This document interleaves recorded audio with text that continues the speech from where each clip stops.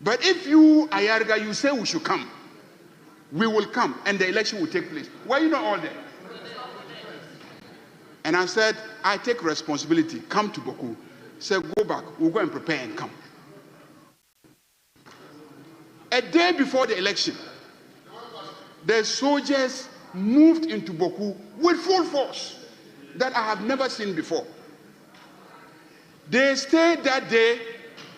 Early in the morning, they took position in every corner of Boku. And everybody was free, went out, went and voted, came back home, they counted.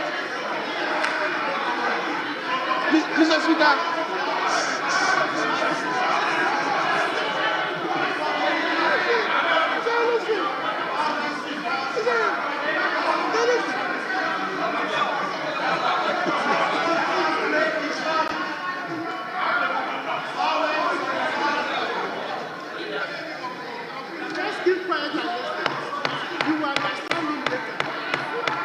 Mr. Speaker,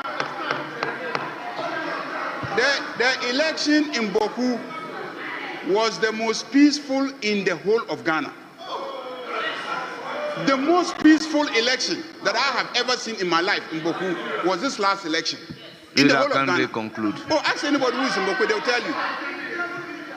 Mr. Speaker, that is why I said that if you want the security agencies to ensure the safety of everybody in an election, and you give them the right indications and the signals, and they prepare and deploy, I can assure you that it will be the safest election.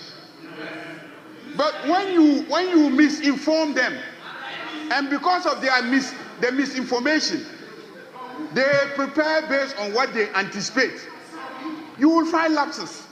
And that is why I said you misled them. You gave everybody an indication that you were not going to participate in the election.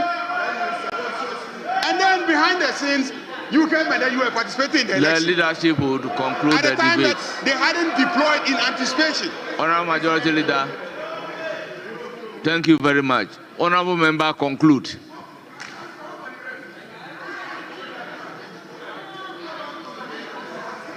Mr. Speaker,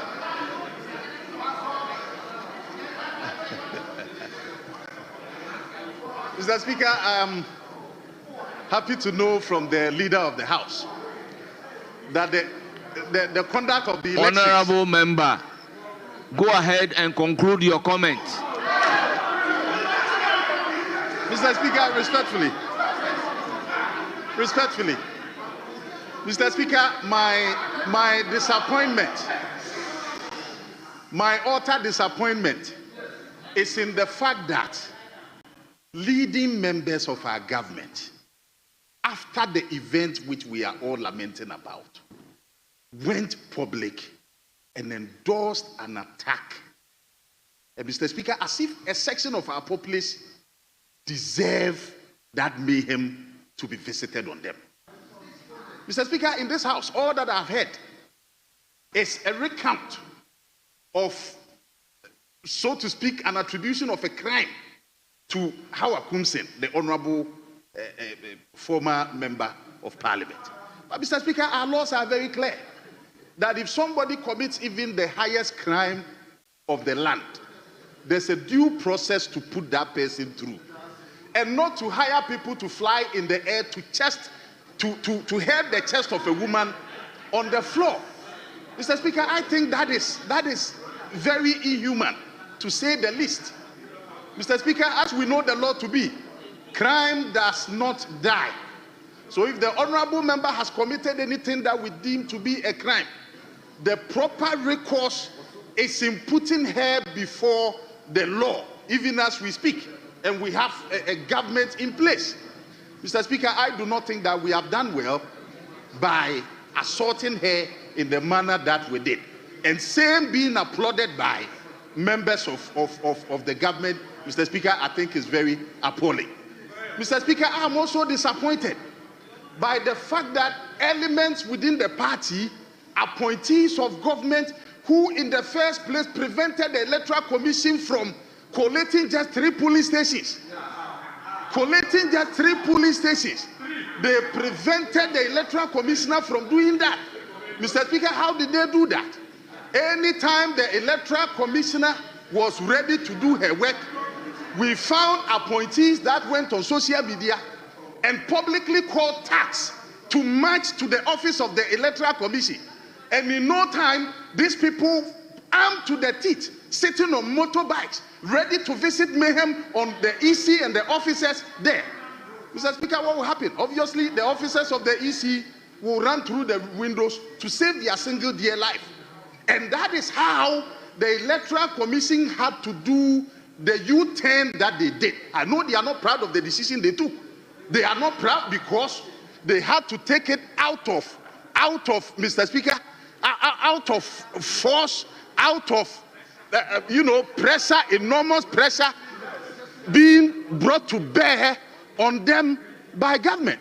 Mr. Speaker, if you have prevented them from carrying out a lawful orders of a high court, and then we are to go for a rerun, and then you find those same appointees, those same elements within the government also publicly marching tax to disrupt the rerun of the elections, and government says nothing about it, and nobody has lost his job even as we speak, then Mr. Speaker, what it means is that the EC cannot collect 3 police stations, and the EC cannot also do a proper rerun because people will march tax to go and disturb the process. Mr. Speaker, this is a difficulty. This is a difficulty that we should all be very worried about. Honourable Member, Mr. conclude. Speaker, we also witnessed that, well, maybe deliberately or inadvertently, the police that were sent there to man the elections had no weapons. They had no guns. They were not armed. Mr. Speaker, can it be for a reason? Can it be for a reason? So that the tax, when they march in, armed to the teeth, will be able to overpower the police. And Mr. Speaker, that is what we saw on our TVs, and some of us who went there, that is what we saw. Honourable we saw Member, the police helpless. Conclude. We saw the police could not do anything Honourable because they had no Member, weapons. conclude. Mr. Speaker, we know that the mere sight of a gun handled by a police officer Honourable Member, can despair conclude. people with criminal mentality. Mr. Speaker, I think that we have not done very well for ourselves, and across the political divide, Mr. Speaker, we should come to a certain consensus. We should come to a certain consensus to enforce the laws that we, this House, we have passed by way of a statute. Honourable Member, Mr. Speaker, I this think is a your call time for is all up. of us, not a Your partisan time one. is up. Not a partisan one. Honourable it's a call Member, for all of your us time is to up. do so. Mr. Speaker, with Your this time words, is I up. thank you for the opportunity. Honourable leaders, my decision is to allow the leaders to conclude their comment. With all due respect. With all due respect. So, Honourable minority side, I expect you to conclude the comment.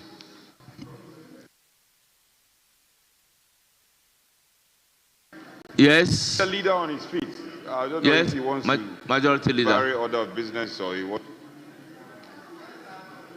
Yes, so let's conclude because we have some government business to prosecute. Yes. Yes. You want to speak? You want to speak? Yes, Minority Leader, Speaker, I will. you have the floor. My pleasure is to yield. Minority Chief Whip, you have the floor. Speaker, my pleasure is to yield to the noble lawyer Emwa to have leadership.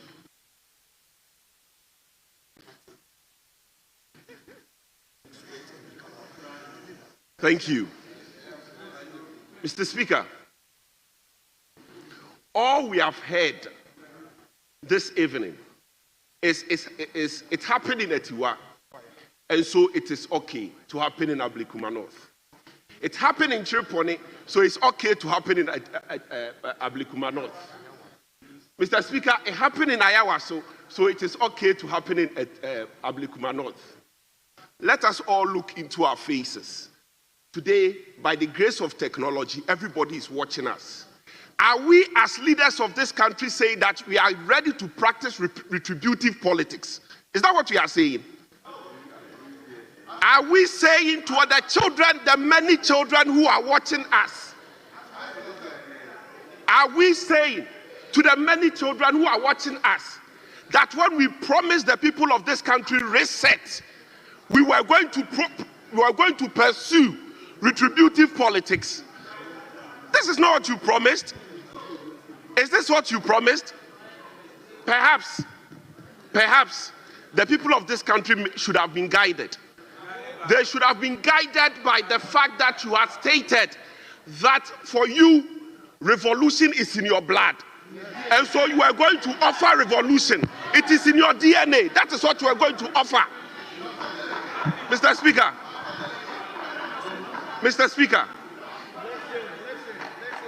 I have a few questions. Mr. Speaker, when the police went to Ablekuma North without arms,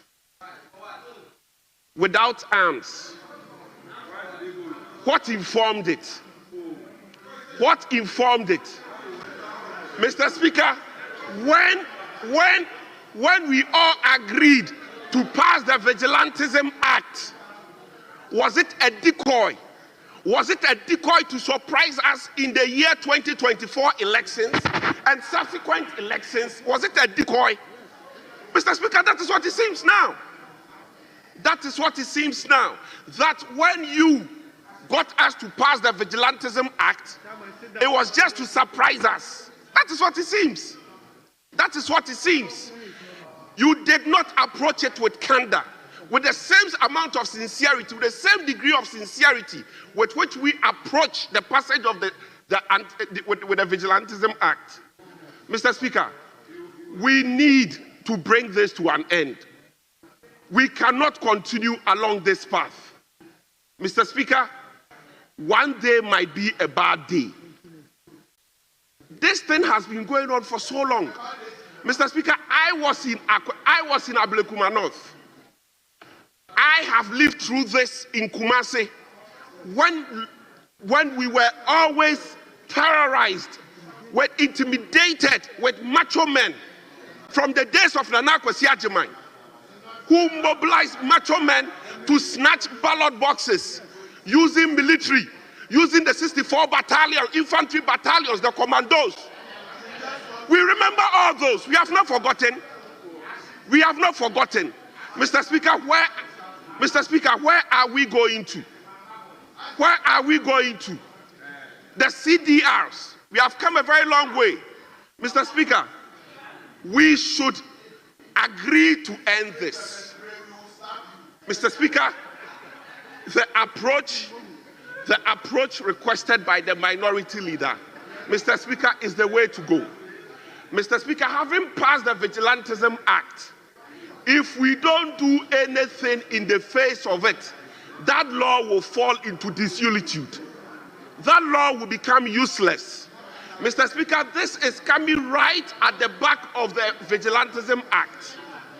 We should, in the circumstance, Mr. Speaker, have an inquiry to determine why this happened and to punish the perpetrators, so that, Mr. Speaker, it serves as a proper deterrent. Otherwise, going forward, Mr. Speaker, we are going to have a problem. Mr. Speaker, today we are being told that what happened in Ablekuma North is child's play. And it is coming from the majority leader. That what happened in Ablekuma North is child's play.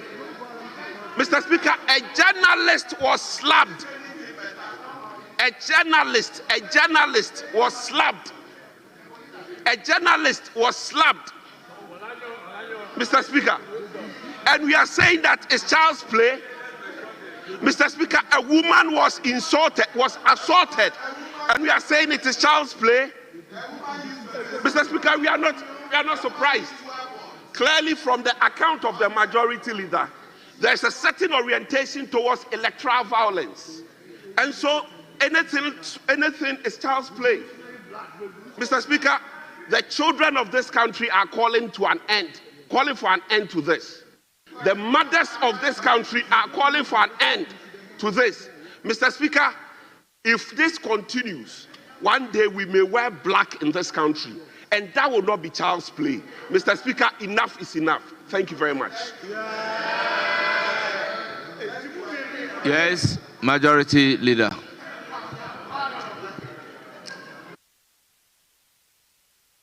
Yes, Honorable, you have the floor. Thank you, Mr. Speaker, for the opportunity given to me.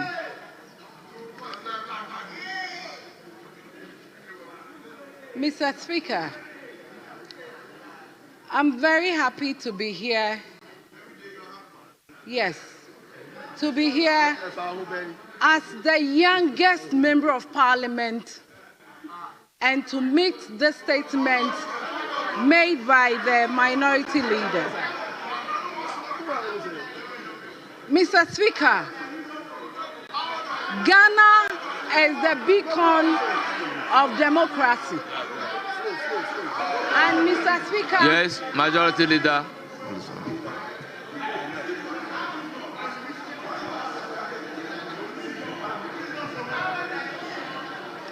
Yes, Majority Leader. Mr. Speaker, I'm surprised that men like this,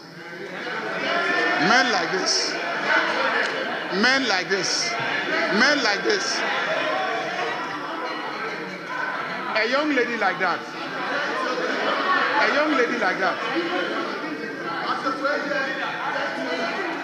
Mr. Speaker, why? Are you envying this side? Are you envying this side? Give her the opportunity. I beg you. Let her speak.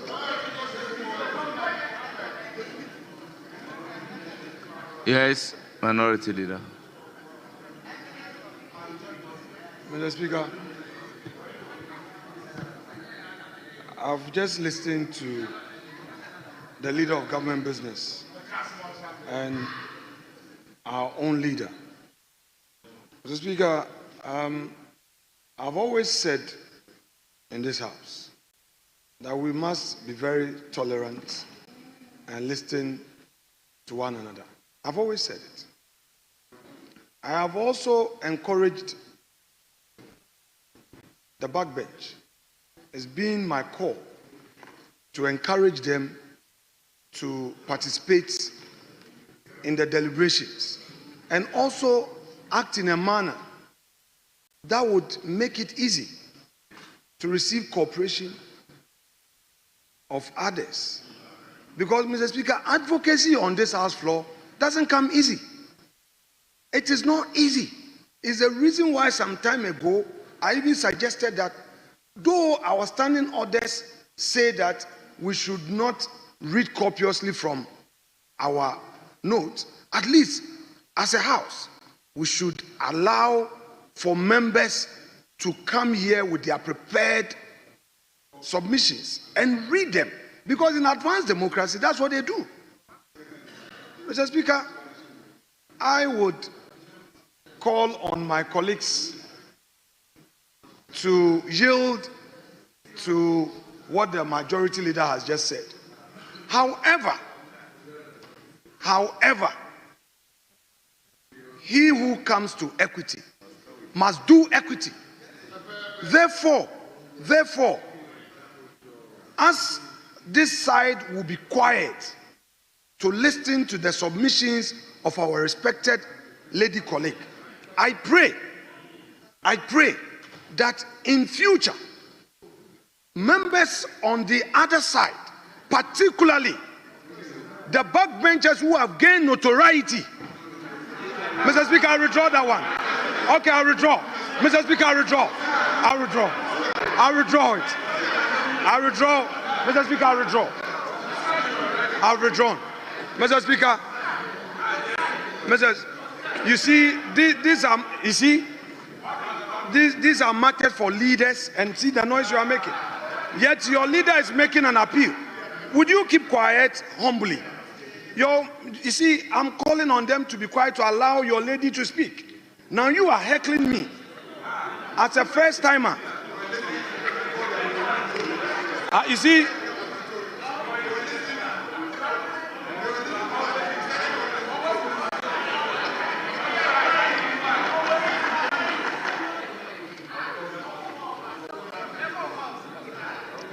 Mr. Speaker, this side of the House will yield to the call and yield in silence.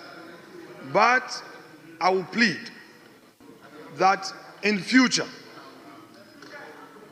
our colleagues must also return such a gesture by listening to our side, particularly the young ones, so that they improve on their advocacy.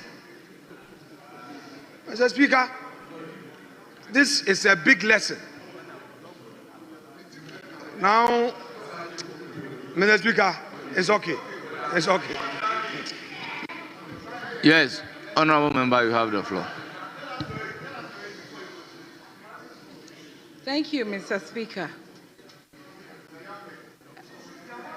Yes, Mr. Speaker,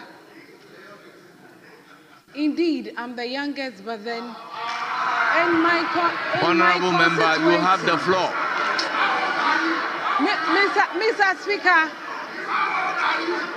Mr. Speaker, when you get to the constituency,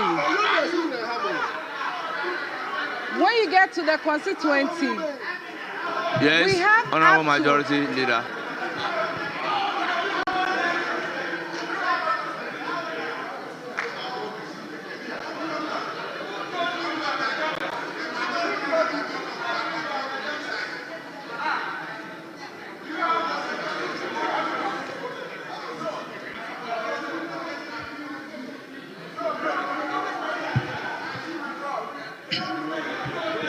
Honorable Walanyo, may you remain silent. This is a fact. What are you going to do about it? She's the youngest. Thank you, Mr. Honorable Speaker. members, particularly if your leader is on the feet, I don't expect anybody behind the leader to be talking.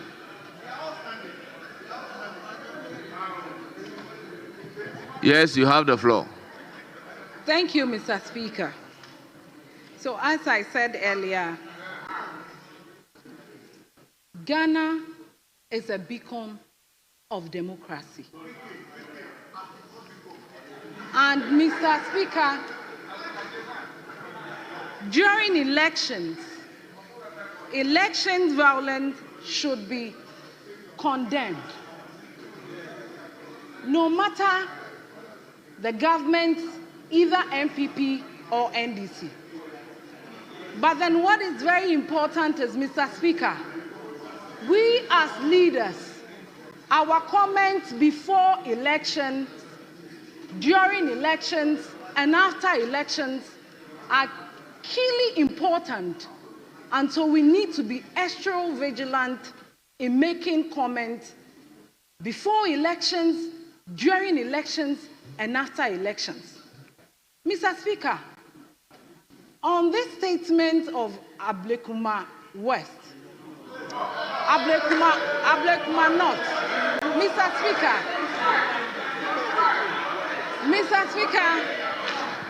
it is one thing we should condemn because of the violence that it came up with.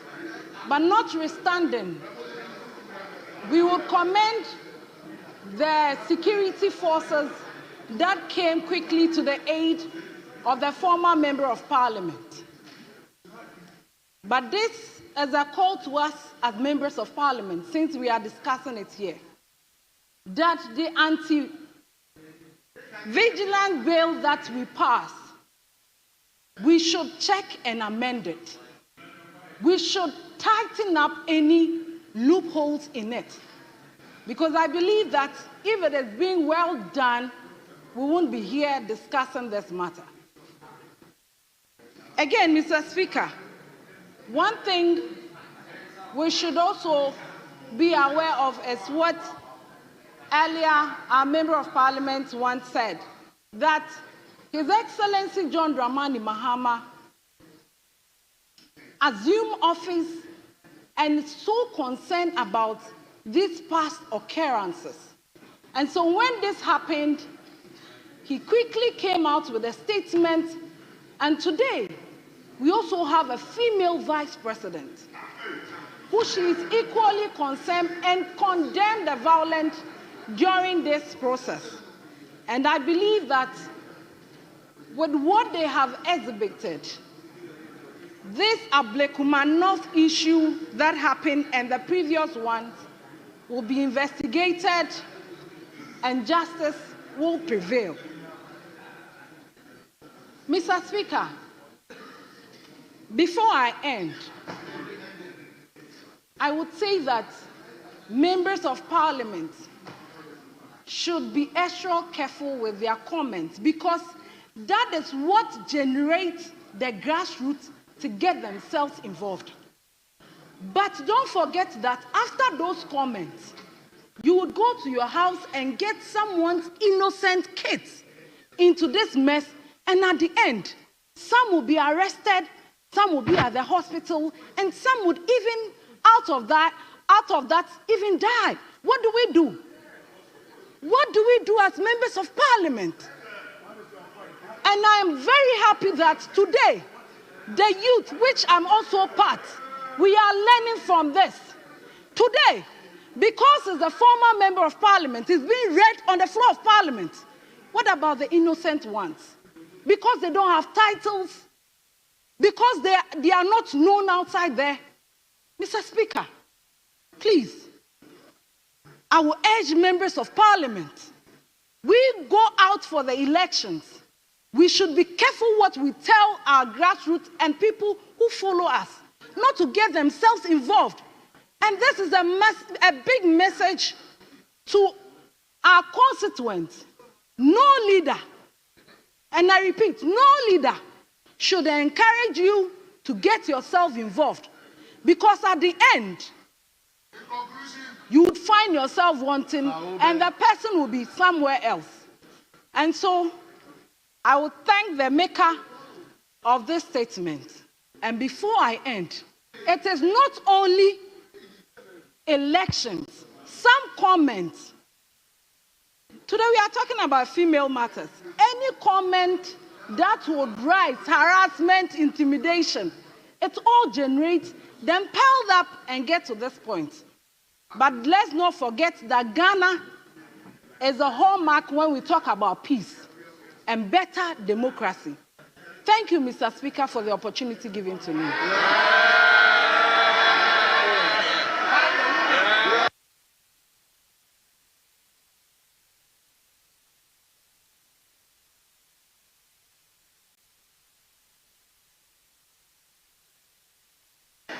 Yes, Honourable Majority Leader, any indication? Mr. We'll Speaker, come to the conclusion of Mr. Speaker, that statement. When the minority leader makes such a very important statement, it is only respectful of my colleague, the minority leader, that I conclude the comments on the minority leader's statement. It is only respectful, Mr. Speaker. I believe that the minority leader would like to be respected by me saying one or two things about his statement. Honourable Majority Leader, you had the opportunity, you yielded. But if they are mindful, I can give you only 2 minutes. That is so, Mr. Speaker. Mr. Speaker, 2 minutes. Yesterday, when the minority leader approached me that he was going to make a statement about Ablekuma North and the violence that took place there, I indeed encouraged him and expressed my support and said he should come and make the statement. And I assured him that I will join him to condemn the violence. I gave him that assurance. And I intend to keep my word and to join him. And I believe many well-meaning citizens, including the sitting vice president of the Republic, who have all condemned the violence. So the violence is condemned by this side of the House, Mr. Speaker. We condemn it. Nobody wants violence. Nobody should encourage violence. Indeed, for those of us whose vocation depends on elections and having it peaceful, we should be the first to condemn violence in any election, no matter the circumstance. So, Mr. Speaker, I join the minority leader to condemn the violence. Mr. Speaker, again, every crime is a crime. Whether the crime took place during an election, whether the crime took place after an election, or in any circumstance, a crime is a crime. When there is evidence of criminality, I have always advocated that the state agencies must take decisive steps to deal with it. When Donald Trump lost the elections and his supporters marched on the Capitol and the Democrats won, they pursued them one after the other.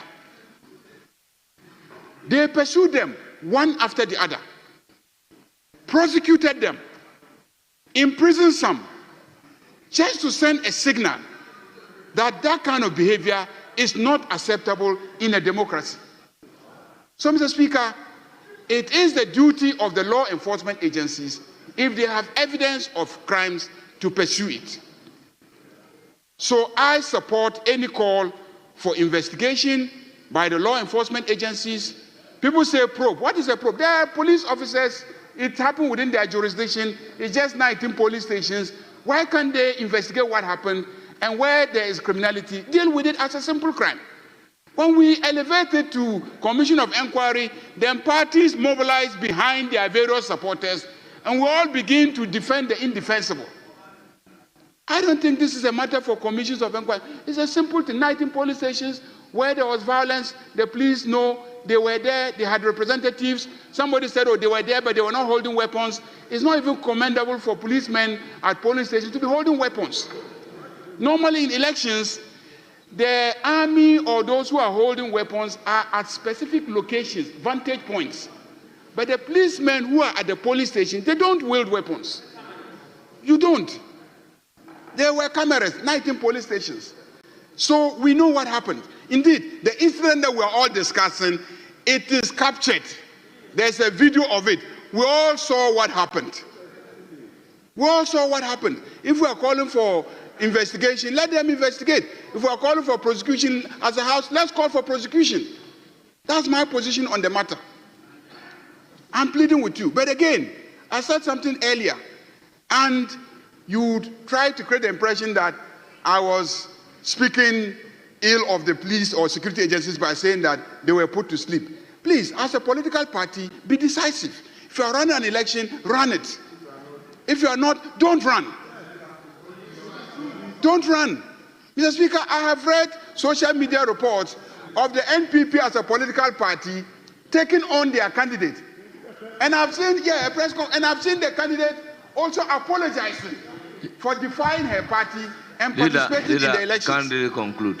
Mr. Speaker, as I said earlier on, the police need to be able to estimate the level of violence or, potential of violence of a particular activity in order to determine what level of mobilization, what level of deployment, how much resources to invest in monitoring a political exercise. When you give them wrong signals and they underprepare, you will have situations. So as I call on the police to up their game, I also feel, honestly, having experienced their involvement in managing very, very difficult situations, I have confidence in them, they and the military, that they can withstand any situation. They can handle any electoral situation in this country. But we need to give them the right signals so that they also prepare properly. So I'm not ready to really condemn them for whatever has happened, because I think that we misled them in terms of their level of preparation. Not that they didn't have the capacity, but we misled them. And I'm being very, very frank about this. So I thank the minority leader for the statement. And even more, I thank him because when we went into conclave, we raised issues about certain parts of his statement, and he graciously deleted all those and presented a statement without the areas that we on this side felt uncomfortable about. And I think that the statement was well delivered. Comments were made, a few passions raised, but I think that that is how this House functions. After this, we will go and then we'll continue to be friends. Thank you very much, Mr. Speaker. Thank you so much. Statement time is ended. Any indication?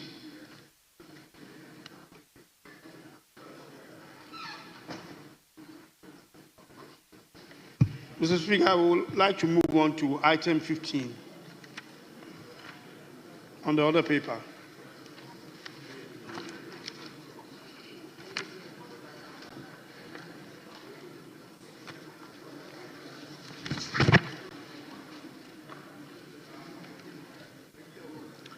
Minister responsible for education, you may move the motion numbered.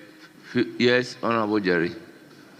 Speaker, I thought that the normal practice is for the leadership to have some kind of conversation on this before we, item 15. I mean, we're unaware of it.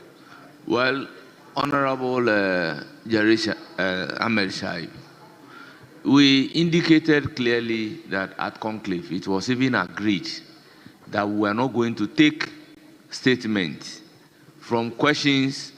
We'll go and do business. However, there was the need to vary in order to do the statement before the business. So I don't think there should be an element of surprise in this matter.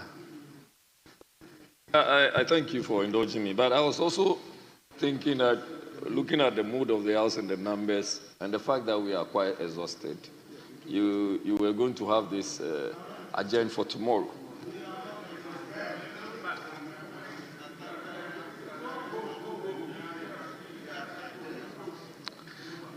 Yes, Majority Leader. It's no longer an element of surprise, but Mr. Speaker, I thought we had agreed on us allowing, we varied the order of business in your favor. We varied the order of business in your favor. So I beg you. And there was a clear agreement. So, Leader, yes. Mr. Speaker, if you realize, I was going out and coming in. Mr. Speaker, a lot of the backbenchers, we've engaged. This side and that side. I've always been their advocate. And they know.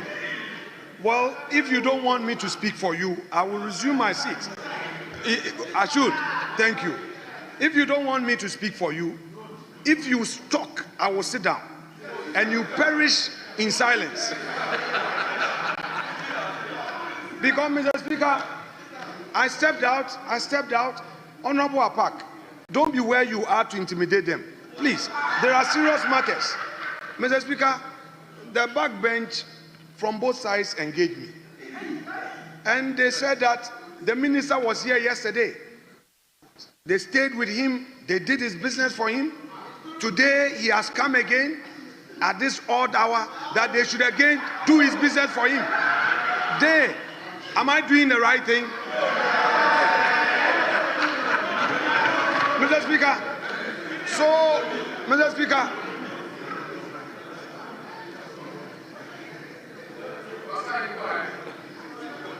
Mr. Speaker, so I would want the minister to engage the backbench properly to get their cooperation. We know how industrious they are. Yesterday, through their industry, you had your UDS bill through. This House, through engagement, we get results. Please engage the backbench. Encourage them. Assure them that their industry will be appreciated so that they give you the cooperation. Is that not what you want?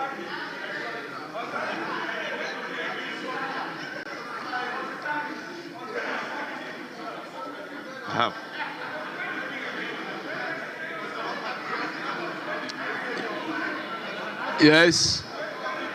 Honorable Minister responsible for education, you may move the motion number 15 on the order paper. Mr. Speaker, I beg to move that this Honorable House, the Ghana Scholarship Authority Bill 2025 be now read a second time. I beg to move. And Mr. Speaker, in doing so, to call on honorable colleagues to support government to provide a legal framework for regulatory oversight over the award of scholarships in our country in order to reduce what has become a challenge for what was established as the Scholarship Secretariat in working to eliminate political patronage, corruption, nepotism, and cronyism associated with the award of government scholarship. Mr. Speaker, the authority is to ensure that government scholarships are awarded for skills upgrading programs and pursued in institutions over the country. Government is elevating the Scholarship Secretariat into an authority. Hitherto, Mr. Speaker, the Scholarship Secretariat have always been under the office of the President. To allow for more accountability and transparency in its activities, Cabinet decided that the Scholarship Authority will now be placed under the supervision of the Ministry for Education.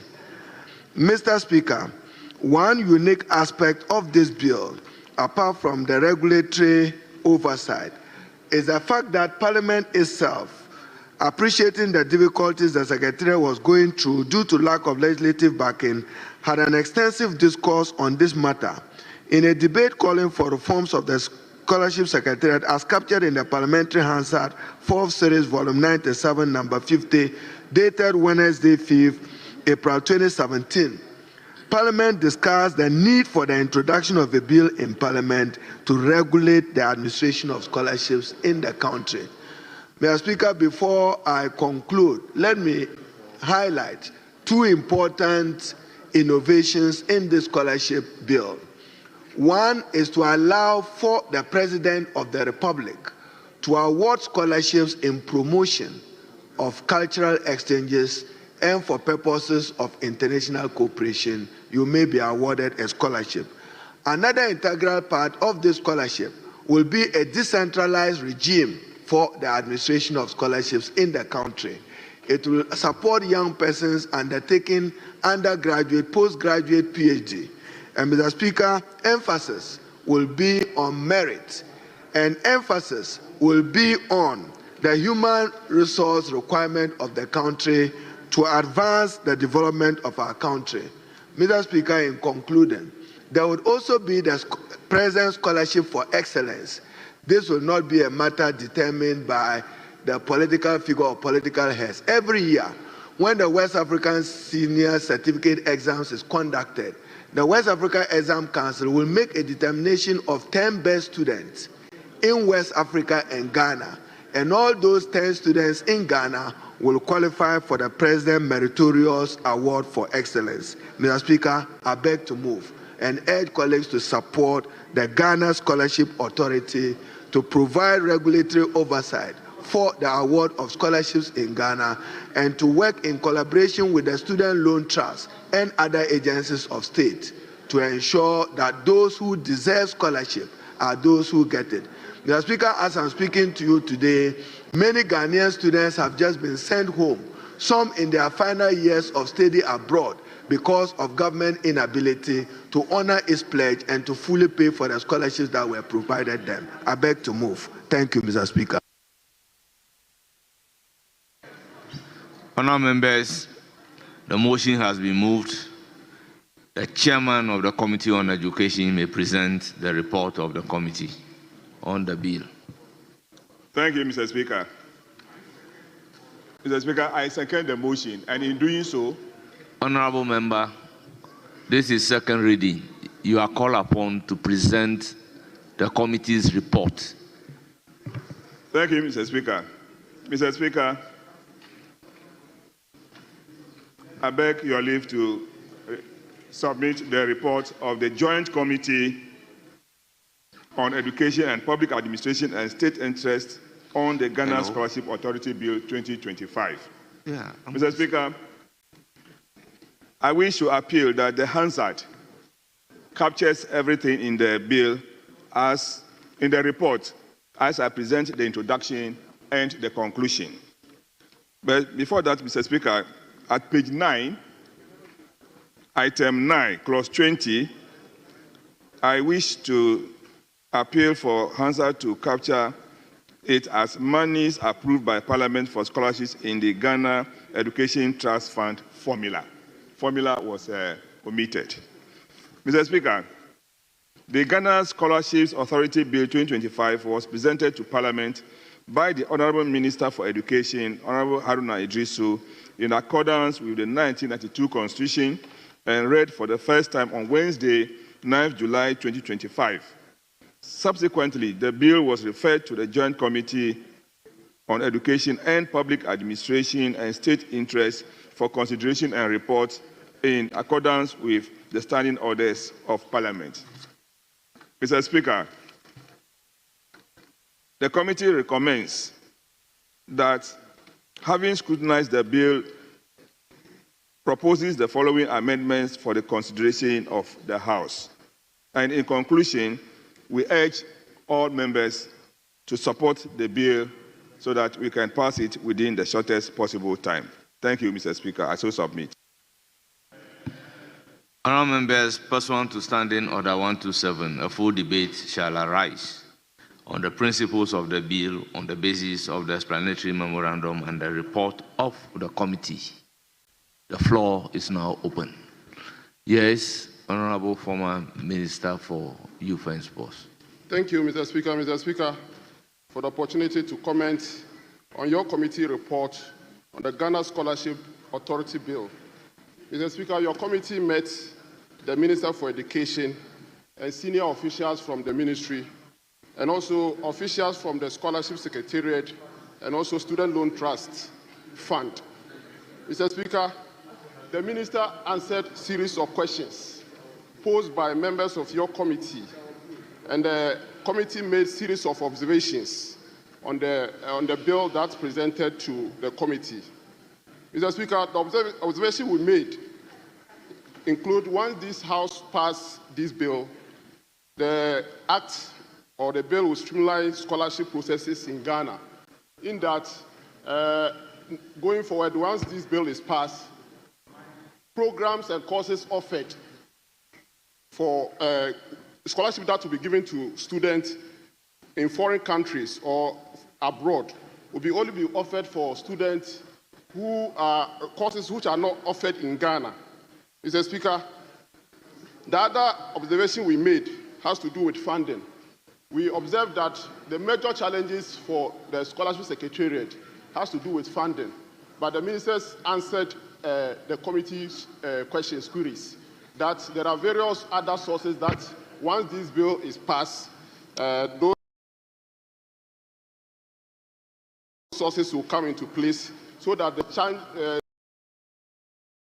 the challenges that we face currently with funding sources will be thing of the past. And he mentioned that some percentage of the oil revenue, about up to 2%, will be put into this scholarship. Once the bill is passed, it will also be put in the Scholarship Authority bill. The other sources will be loans and the budgetary allocations that will also be passed by this House, and also some portions of the Get Fund formula. Once this House passes it, some portions will be allocated to the funding source of the Scholarship Secretariat. Mr. Speaker, so I want to urge this August House to support for us to pass this bill so that we can streamline the scholarship processes that we offered in this country. Thank you so much, Mr. Speaker. Yes, Honorable Emmanuel Kwesi Bajra, you have the floor. Thank you, Mr. Speaker. Mr. Speaker, I rise to add my voice to the motion before us and also ask that this House will pass the Scholarship Authority Bill into law. Mr. Speaker, the policy objectives of this law is laudable. As it stands now, Mr. Speaker, we've heard stories of our compatriots, our brothers and sisters who are outside this country, who are suffering, who have not been remitted by government, both in the past and in current terms. Mr. Speaker, this cannot continue because, as we know, it is only an institution under an umbrella of government, or umbrella of the executive, or umbrella of the Jubilee House, called Scholarship Secretariat. It is not our authority where this House will allocate funds onto that authority. And so for the minister to come with a bill that will clarify, that will give authority to an institution where monies will be allocated by this House and other agencies into that singular authority, it will make it very, very authoritative and prevent what we all know as cronyism, where partisan consideration and friendship are considered before others are given scholarship. When this is put together and people merit what it takes to have scholarship, both within and outside, then we can hold the authority responsible when things go wrong. As it stands now, who are you going to hold responsible for our brothers and sisters who are outside there, who are suffering? Mr. Speaker, the objectives of this scholarship also is to give support to people who want to undertake courses outside this country that are not, done in this country. And so we will not any longer be giving people, support who have courses that are being done in this country, that we can reduce our foreign exchange, but we will give courses, we will allow our brothers and sisters to go outside to pursue courses that are not, pursued in this country. On that note, Mr. Speaker, I support this noble objective and ask that my colleagues from both sides of the House will pass this into a law. Thank you, Mr. Speaker. Yes, Honorable Ashanti. Thank you, Right Honorable Speaker, for giving me the opportunity to add my voice in support of the motion on the floor. Right Honorable Speaker, looking at the memorandum that accompanied the bill, we realize that the bill is very comprehensive, but that notwithstanding, there are little gaps that I would like to draw the attention of the Minister and the House to. I made mention of that when we met, but same was not taken into consideration. We realize that the essence of this bill is to have a legal framework in order to help the Scholarship Secretariat operationalize its activities. By in so doing, Mr. Speaker, the Secretariat is supposed to collaborate with other scholarship awarding institutions in the country, such that there will be proper coordination. But if you go through the respective sections of the bill, there's no mechanism put in place for such collaboration between the Scholarship Secretariat and the other awarding institutions. Quite apart from that, we realize that they are supposed to streamline for purposes of reporting, maybe on annual or biannual basis. It depends on the legislative instrument that will be accompanying this. So What I'm saying is that I just want to admonish the whole House to support. But when it comes to the clause by clause, Honorable Minister, I strongly believe that there's the need for us to look at those gaps that I've made mention of, so that when we're looking at the legal framework for its entirety, the whole bill will be holistic to the extent that it will cover all the areas. With these few words, Honorable Speaker, I want to admonish the entire House, both sides, to support the passage of this bill. Thank you very much for the opportunity. Yes, Honorable Sosu, you have the floor. Thank you very much, Right Honorable Speaker, for the opportunity to contribute to the debate on the second reading of the authorities bill, the scholarship authority bill. Mr. Speaker, let me say that the essence of law is to cure mischiefs in society. And for the fact that the Minister of Education has seen that scholarship and scholarship-related matters are a problem, and that there is a need for us to enact this law to resolve that problem, Mr. Speaker, I think this is a good cause that we all need to support.